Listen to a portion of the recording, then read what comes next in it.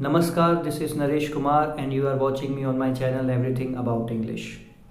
This video is totally dedicated to reciprocal pronoun. Reciprocal pronoun का मतलब होता है ऐसा pronoun जिसमें म्यूचुअल अंडरस्टैंडिंग हो। अगर आपको याद हो या कभी आपने ऐसा किया हो कि जब आप किसी रेस्टोरेंट वगैरह में खाने जाते हैं अपने दोस्तों के साथ, तो आप कहते हैं कि भाई आज तू पेमेंट कर दे, कल मैं कर दूंगा। इसका मतलब क्या है कि आपके और आपके दोस्त के बीच में एक म्यूचुअल अंडरस्टैंडिंग है, यानी एक आपसी समझ है। इसी आपसी समझ को, म्यूचुअल अंडरस्टैंडिंग को इंग्लिश में रेसिप्रोकल कहा जाता है। एक वर्ब होती है इंग्लिश में reciprocate, means give and take. जैसे कोई इंडिया पे अटैक करता है तो इंडिया उसका जवाब अच्छे से देना जानता है, तो कोई अटैक करेगा तो हम उसका जवाब देंगे। उसी को इंग्लिश में रेसिप्रोकेट कहा जाता है और पूरी दुनिया इसी पे चलती है। आप किसी शॉप पर जाओगे कुछ लेने के लिए, तो आपको उस शॉप के लिए उस नॉट शॉप के लिए, इतना तो हम बड़े हैं नहीं कि हम शॉप खरीद पाएँ, लेकिन कोई चीज़ उस शॉप से ख़रीदने के लिए आपको पैसे देने होंगे और उसी पैसों के बदले में शॉपकीपर आपको वो सामान देता है। तो हुआ ना give and take, mutual understanding कि भैया 10 वाली मैगी देना, बाद में मत पूछना भैया कितने हुए, लेकिन 10 वाली मैगी आपने मांगी और भैया ने आपसे कहा कि 10 रुपये दो, हम आपको मैगी देंगे, तुम मुझे खून दो, मैं तुम्हें आज़ादी दूंगा। अंडरस्टैंडिंग, म्यूचुअल अंडरस्टैंडिंग, इसी को इंग्लिश में रेसिप्रोकेट कहा जाता है या रेसिप्रोकल प्रोनाउन। अब उसी रेसिप्रोकल प्रोनाउन को हम समझते हैं कि ये कैसे डिस्क्राइब किया जाता है, क्या होता है। देखिए, रेसिप्रोकल प्रोनाउन का मतलब गिव एंड टेक, इतना समझ में आया। रेसिप्रोकल का मतलब एक्चुअली तो गिव एंड टेक हो गया, यानी म्यूचुअल अंडरस्टैंडिंग। और जितनी मेरी नॉलेज है, म्यूचुअल अंडरस्टैंडिंग के लिए कम से कम आपके पास 2 लोग होने चाहिए। अगर आपके पास 2 लोग हैं तभी तो आप म्यूचुअल अंडरस्टैंडिंग कह सकते हैं। खुद से खुद की अंडरस्टैंडिंग थोड़ी होती है। हम किसी दूसरे की अंडरस्टैंडिंग करते हैं कि यार आज मैंने पैसे पे कर दिए, कल तू कर दियो, या तो आज मैं कर देता हूँ, कल तू कर दियो। तो ये होती है म्यूचुअल अंडरस्टैंडिंग। और इसके लिए कम से कम 2 लोग होने ज़रूरी हैं, और इसको हम हिंदी में आपस में या एक दूसरे से इस नाम से जानते हैं, आपस में या एक दूसरे से। आइए, इसको सीखने की क्या ज़रूरत है, वैसे मैंने पूरा एक्सप्लेन कर दिया, फिर भी इसको सीखने की क्या ज़रूरत है नेक्स्ट स्लाइड में पढ़ते हैं। ओके, ये थोड़ा सा यहाँ से छुप रहा है, वो मैं आपको अभी दिखा दूंगा क्या लिखा है। Why should we learn reciprocal pronoun, क्यों सीखने चाहिए हमें reciprocal pronoun. To show mutual understanding between 2 और मोर पीपल, 2 या 2 से ज़्यादा लोगों की म्यूचुअल अंडरस्टैंडिंग को दिखाने के लिए, जिसको हम हिंदी में आपस में या एक दूसरे से कहते हैं, क्योंकि हम हिंदी में ज़्यादा कंफर्टेबल हैं, अपनी मातृभाषा है हमारी, तो इसलिए मैं ज़्यादातर प्रेफर करता हूँ इंग्लिश को हिंदी में पढ़ाना। तो वही बात आ गई, मैगी लेने जाओगे, भैया 10 की मैगी हो गई, 10 की मैगी दे दो, और दुकान वाला 10 की मैगी देगा। आप उनमें से तो नहीं है ना जो बाद में दोबारा पूछते हैं भैया कितने हो गए। हाँ, ऐसा नहीं करना। तो म्यूचुअल अंडरस्टैंडिंग बिटवीन 2 पीपल या फिर मोर देन 2 पीपल, उनको दिखाने के लिए आप रेसिप्रोकल प्रोनाउन का यूज़ करते हैं। मैं बहुत देर से बोल रहा हूँ, मैं बता देता हूँ रेसिप्रोकल प्रोनाउन होता क्या है, क्योंकि जो वीडियो देख रहा हो वो ये ना सोचे कि इतने तो भाषण दे दिया आपने, लेकिन ये नहीं बताया कि रेसिप्रोकल प्रोनाउन कहते किसे हैं। 2 वर्ड्स होते हैं, ईच अदर और वन अनदर। एक्चुअली 4 हैं, लेकिन कहने का मतलब है कि 2 होते हैं रेसिप्रोकल, ईच अदर और वन अनदर। आइए देखते हैं कब ईच अदर यूज़ होता है और कब वन अनदर का हम यूज़ करते हैं।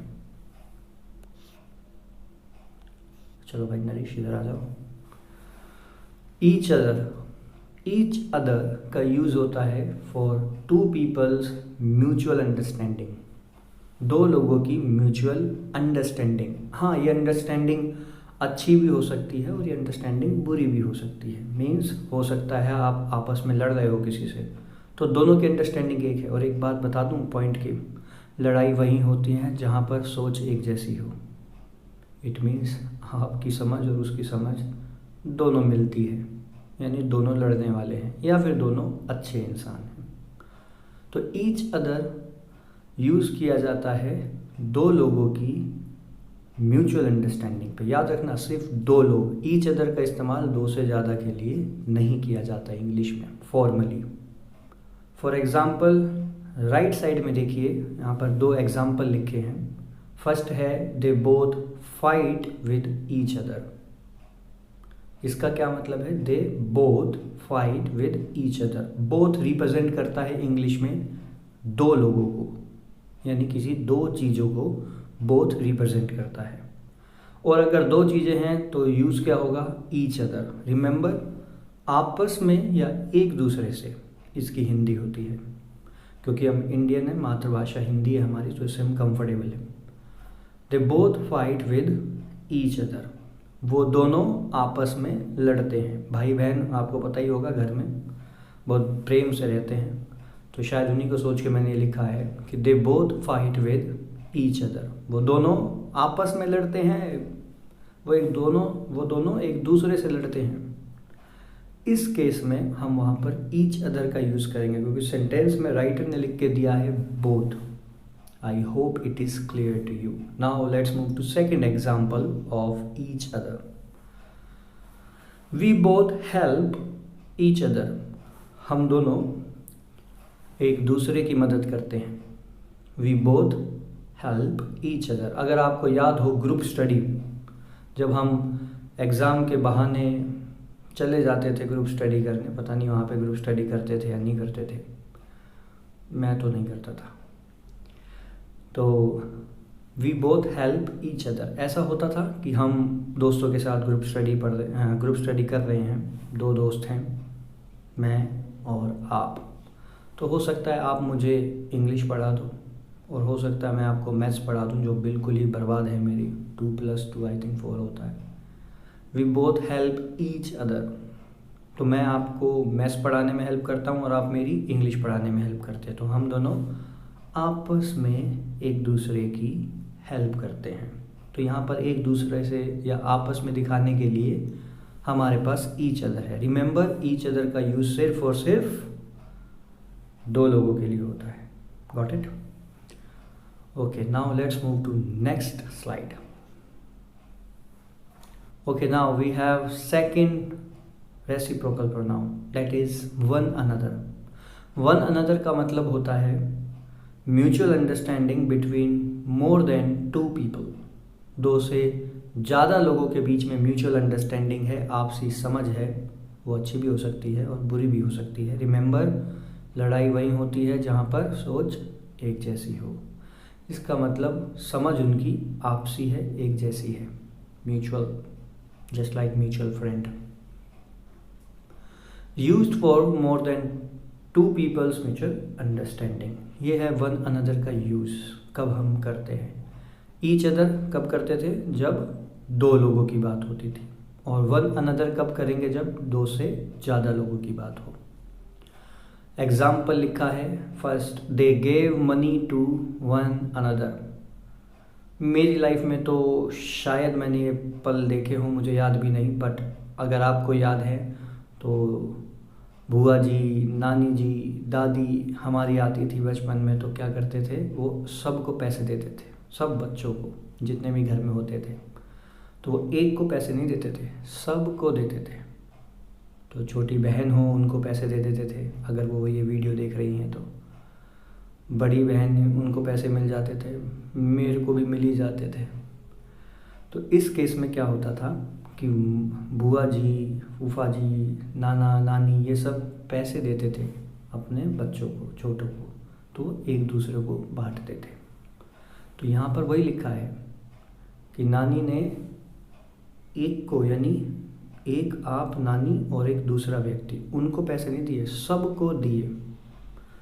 तो फॉर एग्जाम्पल यहाँ पे लिखा है उन्होंने, they gave money to one another, एक दूसरे को उन्होंने पैसे दिए। यहाँ पर एक दूसरे का मतलब दो से ज़्यादा लोग हैं। नेक्स्ट एग्जाम्पल जो मेरी वजह से छुप जाता है हमेशा, चलो नरेश साइड में। Second example, the team members fought with one another. जो टीम मेंबर्स थे, होती रहती है टीम में लड़ाई, आपने कभी देखा हो, क्रिकेट में हो जाती है, फुटबॉल में तो होती रहती है।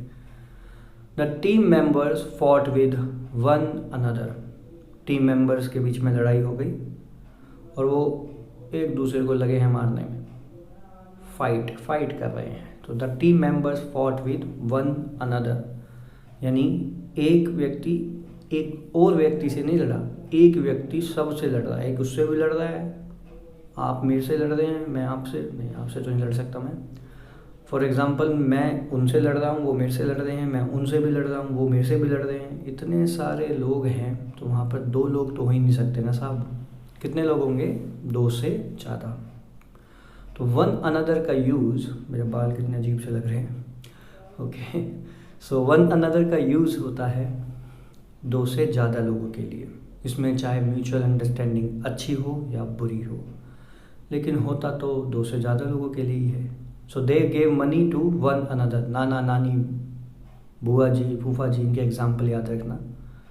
The team members fought with one another, cricket, football, जब लड़ाई होती है तो आपस में ही लड़ते रहते हैं वो, धबाड़ब, या किसी दूसरे से भी लड़ते हो तो आपस में सिर्फ दो ही लोग नहीं लड़ते, पूरी टीम आ जाती।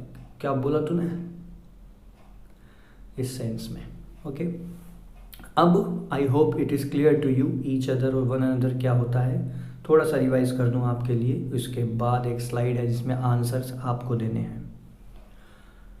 ईच अदर दो लोगों के लिए यूज़ होता है और वन अनदर दो से ज़्यादा के लिए यूज़ होता है फॉर्मल इंग्लिश में। The team members fought with one another, we both help each other. इसमें एक बात मैं आपको बता दूं कि जब बोथ लिखा हुआ है तो हमको पता है कि दो ही लोग हैं, तो हम वहाँ पर ईच अदर का ही यूज़ करेंगे। लेकिन क्या होता है, कभी कभी हम या राइटर लिख के नहीं देते, तो हमें कॉन्टेक्स्ट से, यानी उसके संदर्भ, उसके आइडिया से समझना पड़ता है। अभी आपको एक ऐसा एग्जाम्पल मिलेगा। तो अगर वहाँ पे दो लोग हैं और मेंशन कर रखा है तो क्लियरली आंसर ईच अदर। अगर मेंशन नहीं कर रखा तो कुछ ऐसे वर्ड्स जरूर लिखे होंगे जहाँ पर दो से ज़्यादा लोग होते हैं, तो याद रखिएगा वहाँ पर वन अनदर का यूज़ होगा। आइए देखते हैं नेक्स्ट स्लाइड में, जो आपका एक छोटा सा टेस्ट है। I hope you will like it. चलो नरेश साइड में। Fill the blanks with suitable reciprocal pronoun. पहला सेंटेंस ईच अदर आएगा या one another, the choice is yours. आपको मिलते हैं 10 सेकेंड्स। अब तक तो पढ़ भी लिया होगा आपने। So I hope it is clear to you. They distribute the sweet to dash in the party. वो पार्टी में मिठाई को डिस्ट्रीब्यूट करते हैं। डैश यानी फिल इन द ब्लैंक्स में आप क्या फिल करेंगे, ईच अदर या वन अनदर? बोलो बोलो कौन है वो? Each other, one another, yes that's correct.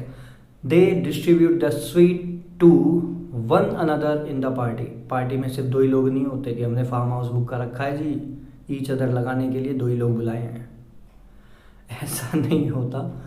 Party में बहुत सारे लोग होते हैं। तो they distribute the sweet to one another in the party. Next, ये दोनों मेरे बहुत क्लोज स्टूडेंट हैं, विनीत एंड वरुण।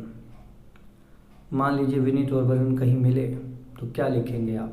मतलब मुझे पता है आप जो जानते हैं इनको क्या बोलेंगे, लेकिन फॉर्मली आप इसमें क्या यूज़ कर सकते हैं? Vineet and Varun met each other या वन अनदर? दो ही लोग हैं भाई साहब, Yes, exactly. Each other. Vinit and Varun met each other. Third में साफ साफ लिखा हुआ है, क्या आंसर होगा? They both love one another. नहीं नहीं नहीं, each other. Yes, they both love each other, क्योंकि बोथ आ तो गया दोनों. हालांकि अगर इसमें से मैं बोथ हटा दूं तो कंफ्यूज हो जाएंगे आप, क्योंकि आजकल की दुनिया पता नहीं एक इंसान कितनों से प्यार करता है. खैर वो बात अलग है. Next, fill the blanks with suitable reciprocal pronoun. Example number 4. 3 boys were talking to. क्या आंसर हो सकता है? Each other or one another? Exactly, 3 लोगों की बात हो रही है तो आएगा each other. नहीं, yes, one another. I was joking. One another. 3 boys were talking to one another. Next. My friend and I talk to. मेरा दोस्त और मैं बात करते हैं आपस में, तो क्या आएगा? ईच अदर या वन अनदर? एग्जैक्टली, 2 लोग हैं, एक मेरा दोस्त और एक मैं. बट रिमेंबर, अगर यहाँ माई फ्रेंड की जगह माई फ्रेंड्स होता, प्लूरल होता फ्रेंड, तो वहाँ पर वन अनदर आता, ना कि each other. My friend and I talk to each other is the right answer now. If you make my friend my friends, then it will take one another. Next and last. All people should love. यहाँ पर बताने वाला champion. Okay, बहुत आसान है. Correct. All people should love one another, क्योंकि all लिखा है. ऑल मतलब बहुत सारे, और ईच अदर हो अगर लिखना होता तो सिर्फ वहाँ पे 2 होते, both. Both people should love, बाकी क्या भाड़ में जाएंगे फिर? नहीं. तो all people should love one another. ये सब लोगों को आपस में प्यार करना चाहिए, सब लोगों को आपस में प्रेम से रहना चाहिए. और यहाँ पर प्रेम से रहने का क्या मतलब है? यहाँ पे प्रेम से रहने का मतलब है सबके साथ, सिर्फ 2 लोगों के साथ नहीं. हाँ, वो पर्सनल मत हो जाना. Next, all people should love one another. Next will be this. Thank you for watching. Please like, share and subscribe if you like this video, or if you like my efforts. 12:30 AM in the morning. Thank you so much. और गले में भी थोड़ा सा दर्द है, अगर आवाज़ कम आ रही हो तो माफ़ी चाहते हैं आपसे. Thank you for watching. Thank you so much. This is Naresh saying you bye bye. Take care. Good night. Be safe.